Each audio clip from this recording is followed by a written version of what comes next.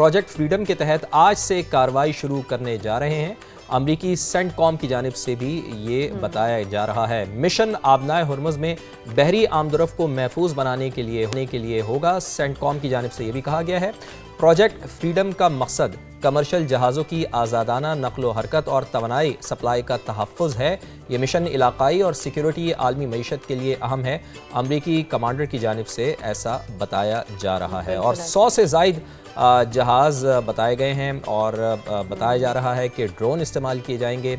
15 systems 15,000 एहलकार इस systems में शामिल होंगे। तो देखते हैं, वही बात आ गई है कि ये एक सूरत हाल बहुत कशीदा हो सकती है। अब आप देखिए ना, जो स्टैट्स आपने बताया वो मैं रिपीट भी कर देती हूँ कि आप देखें 100 से ज़ायद तैयारे, ड्रोन सिस्टम्स, 15,000 एहलकार अगर शामिल होंगे तो सिचुएशन तो टेंस्ड होगी।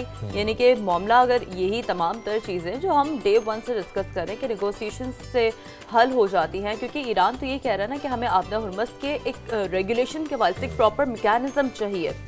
अब अगर फैसला आबना हुर्मुज़ से मुतालिक ही करना है तो फिर ज़ाहिर सी बात है फिर चीज़ें तो आगे स्मूथ होगी नहीं। और आबना हुर्मुज़ से मुतालिक ट्रंप का ऐलान एक कोऑर्डिनेशन मैकेनिज्म है।